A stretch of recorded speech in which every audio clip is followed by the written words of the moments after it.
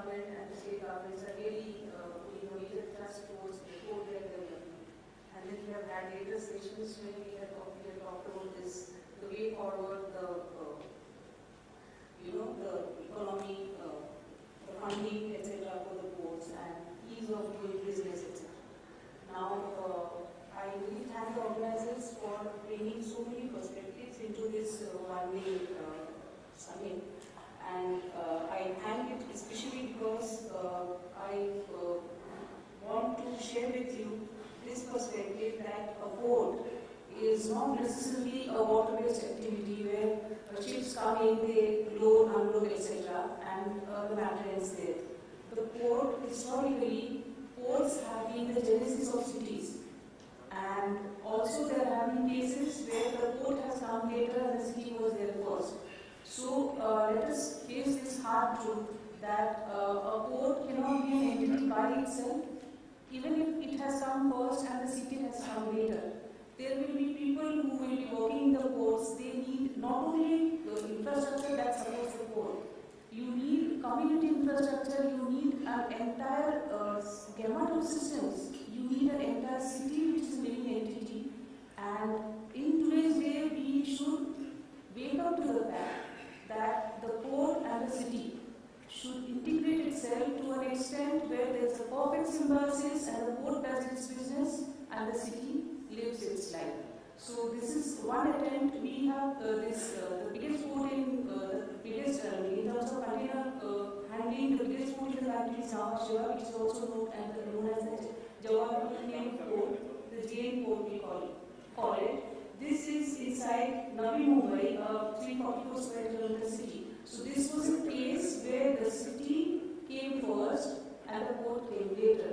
And this is the city developer's perspective on trying to achieve that perfect symbiosis.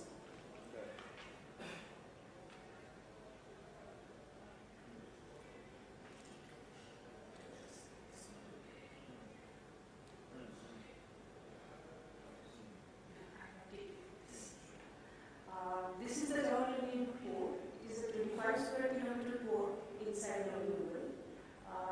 This is a little bit to share with you the context. This is the city of Navi Mumbai, where you can see there is the circle at the bottom that shows you where the port is there.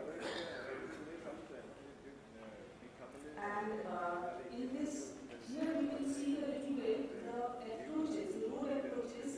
There are 4 major road and rail approaches to the port. Do we have laser pointer?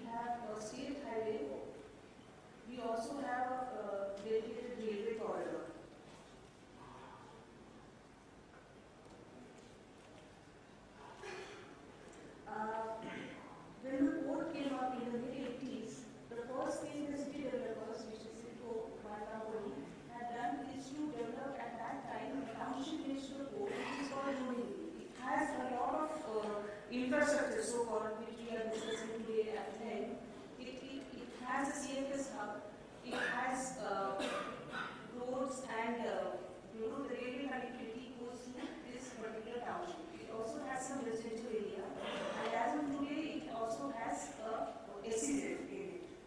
So this was the first reaction in the mid-80s. This township was created just next to the port to support the port-based activities. Now, today, again, CIDCO is trying to take a proactive role.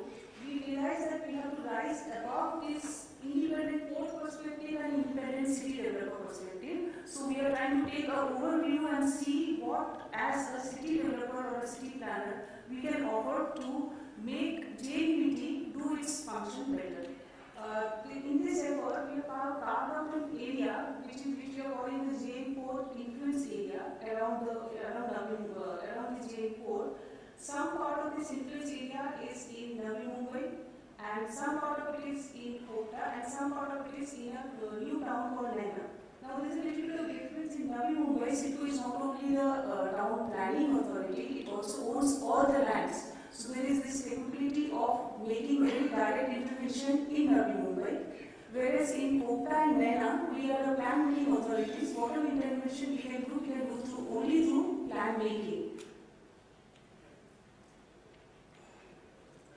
This is just real life, like on Google Earth imagery. You can see the port here, Navi Mumbai, Kota and Naina.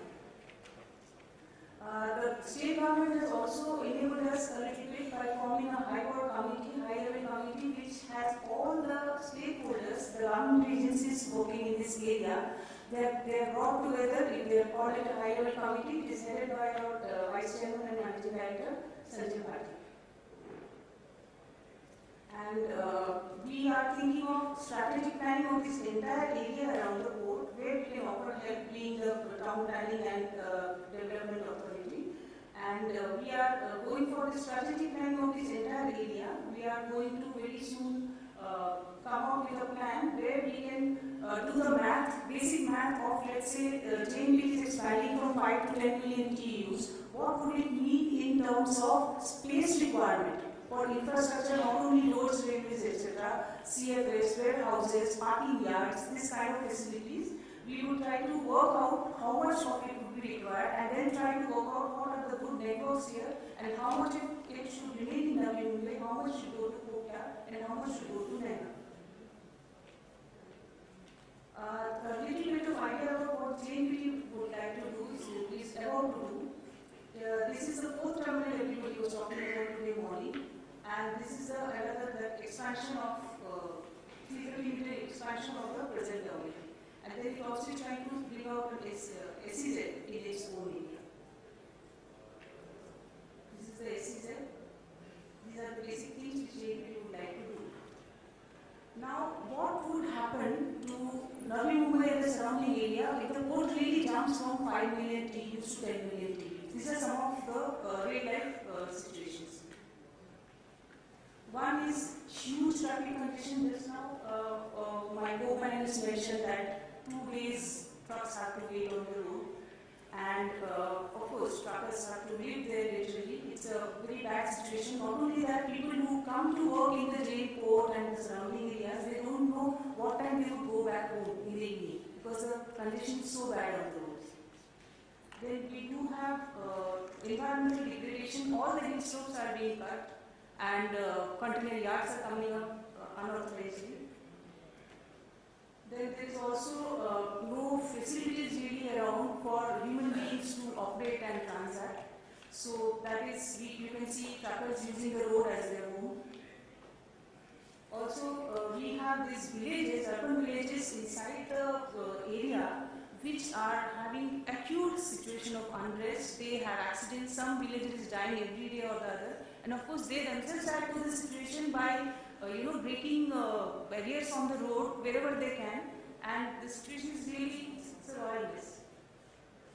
These are some of the, along the major corridors, these are some unauthorized container yards and other warehousing activities which have sprung up, and which has made this stretch between these 2 points a nightmare to travel. And you can well imagine the effect on the cargo which is traveling to the port. These are some of the pictures.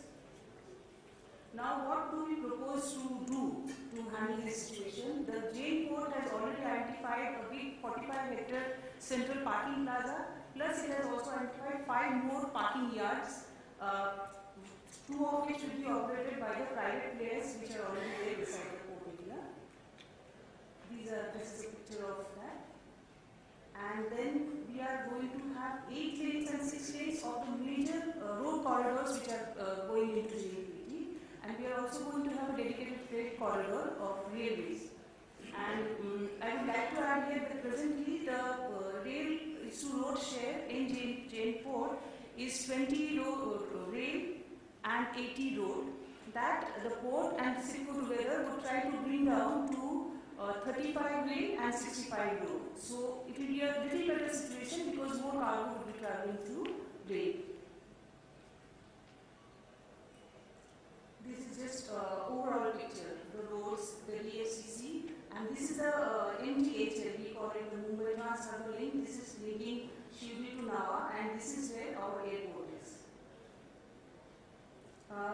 We ourselves, CIDCO, took a workshop and engaged actively with stakeholders, and we found that there are 3 areas where the stakeholders needed immediate attention.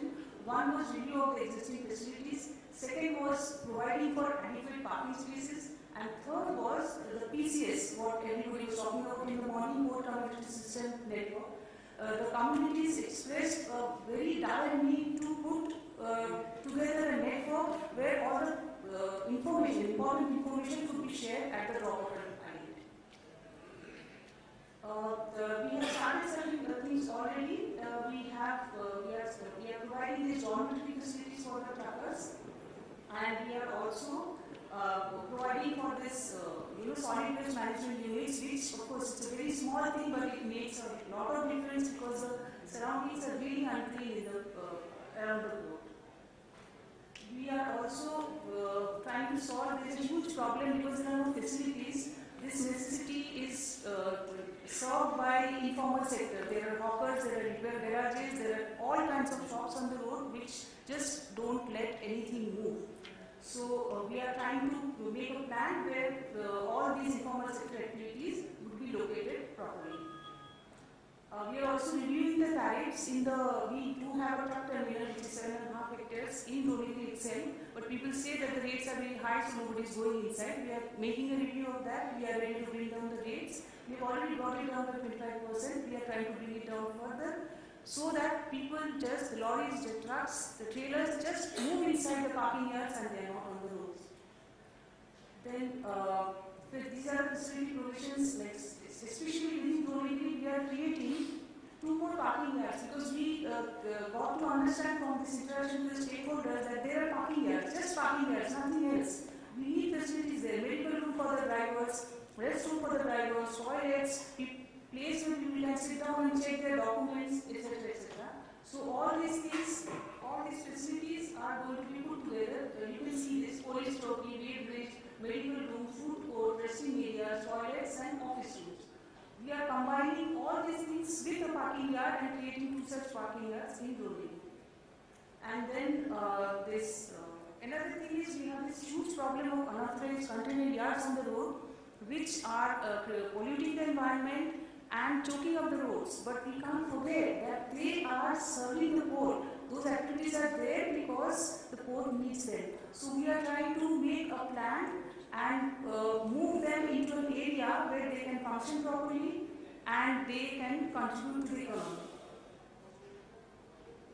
This is the one. Of course, this is another thing which is very important. The comprehensive village development plan. As I mentioned, there are 30 village settlements in this area, and the villages are a very disgruntled lot. But they also do have a say in what is going on in the ports. Of course, this is what the grapevine says. There are no studies to prove that the villages really rule the shots, call the shots there. But because they are very, disgruntled, they do not have ways of income, etc. There is a lot of unauthorized activity which goes on the roads by breaking queues and making, lorries go first. And the waiting time, because the waiting time is so long, everybody's patience is tested and this kind of hanky-panky goes on. So first thing we thought is these 38 villages, they should be given, served with a package of, a development package where these things, you can see every village at least should have a school, a wellness center, a community center, a playground, water supply, solid waste management and market. So these basic facilities we are bringing in the manner of a comprehensive village development plan, and all 38 villages are going to be brought under this umbrella. And of course, this is a novel plan by our recent MD, JNPTIA. He is asking all the companies active in this area to use their CSR funds to help us in implementing this comprehensive village development. then this warehousing utility, this is the last one I'm coming to. I will not test your patience anymore. This is the, all these areas. We really right now have about 40 plots where a huge area, about 150 hectares, are under these unauthorized activities. Of course, there are very necessary activities. I will not say unauthorized in that sense. They are needed by the port and they are needed by the city at this point of time. So what are we trying to do for this? We are having this land which we are going to acquire. This is part of Navi Mumbai, and CIDCO has the rights to acquire this land and lease out the plots. So this is an area which we call the butterfly area. It is about 600 hectares. It's a city in itself, township in itself. So this is where we are going to have these logistics hubs which will accommodate all these warehouses, these CFSs, the parking, and anything a modern port needs as a supporting facility. We are completely ready for this one. So my request is, of course, I will be very happy if you have questions, but I have one question for the August gathering here, that please let us know anything you would like to contribute to make this a better city, a smarter city. Aparna Vedula, thank you very much. Additional Chief Planner, CIDCO. We can see that you've got a huge task at hand in decongesting that area in terms of traffic and also all the hawkers and others you said who are around. We wish you all the very best in your endeavor. I'm sure with your capacity you are capable of making the difference.